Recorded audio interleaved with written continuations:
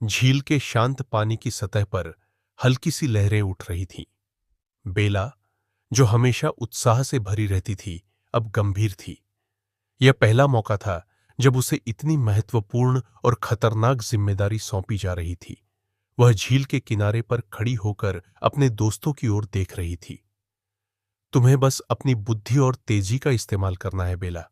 हम सब यहीं बाहर तुम्हारे साथ हैं, लियो ने उसे हिम्मत देते हुए कहा। ओलिवर, जो आकाश में मंडरा रहा था, ने अपनी नजरें झील पर गड़ा रखी थीं। पानी के नीचे बहुत से रहस्य हो सकते हैं। याद रखना, जैसे जैसे तुम गहराई में जाओगी वैसे वैसे खतरे भी बढ़ सकते हैं, उसने चेतावनी दी। भालू, हमेशा की तरह शांत और मजबूत, गुफा के रक्षक की ओर देख रहा था, जो झील के किनारे खड़ा था।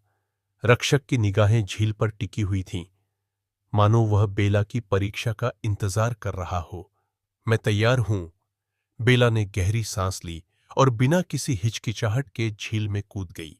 उसकी सफेद फर झील के साफ पानी में चमकने लगी। पानी भीतर से भी उतना ही शांत था जितना ऊपर से दिख रहा था, लेकिन बेला को पता था कि यह शांति धोखा हो सकती है। जैसे ही वह गहराई में जाने लगी, उसने पानी के नीचे कुछ अजीब आकृतियों को देखा। पुराने, टूटे हुए पत्थर, अजीब वनस्पतियां और कुछ ऐसे जीव जो पहले कभी देखे नहीं थे। उसकी सांसें धीरे धीरे तेज हो रही थीं, लेकिन उसने खुद को शांत रखा। उसकी आंखें मणि को ढूंढने में लगी हुई थीं। तभी झील के भीतर से हलचल शुरू हो गई। पानी के भीतर अचानक एक बड़ी छाया तैरती हुई दिखाई दी। बेला ने जल्दी से खुद को छिपाने की कोशिश की। यह एक विशाल मछली थी, जिसका शरीर असामान्य रूप से बड़ा और डरावना था। वह मणि की रक्षा कर रही थी। बेला ने खुद से कहा, यह मेरी परीक्षा है, मुझे इससे डरना नहीं चाहिए। उसने अपनी तेजी का इस्तेमाल करते हुए मछली के पास से बिना उसे चौंकाए तैरने की कोशिश की। उसे थोड़ी देर बाद झील के तल पर एक चमकदार चीज दिखाई दी। यह वही प्राचीन मणि थी जिसके बारे में रक्षक ने बताया था, लेकिन मणि के चारों ओर जटिल जाल बिछा हुआ था। उसे मणि तक पहुंचने के लिए न केवल मछली से बचना था, बल्कि उस जाल से भी निपटना था। बेला ने सावधानीपूर्वक जाल का निरीक्षण किया। उसने देखा कि जाल में कुछ कमजोर धागे थे, जिन्हें खींचने से पूरा जाल खुल सकता था। लेकिन अगर वह गलत धागा खींचती तो मणि पूरी तरह से गायब हो सकती थी। बाहर लियो, ओलिवर और भालू बेचैनी से इंतजार कर रहे थे। ओलिवर ने नीचे उड़कर कहा, उसके पास बहुत कम समय है। अगर वह मणि लेकर जल्दी नहीं लौटी तो झील की धाराएं उसे वापस ऊपर आने नहीं देंगी। भालू ने दृढ़ता से कहा, बेला तेज और चतुर है, वह जरूर सफल होगी। अंदर बेला ने आखिरी बार गहरी सांस ली और जाल के धागे को सावधानी से खींचा। जैसे ही उसने सही धागा खींचा, जाल खुल गया और मणि उसकी पहुंच में थी। वह जल्दी से मणि को अपने पास रखते हुए ऊपर की ओर तैरने लगी।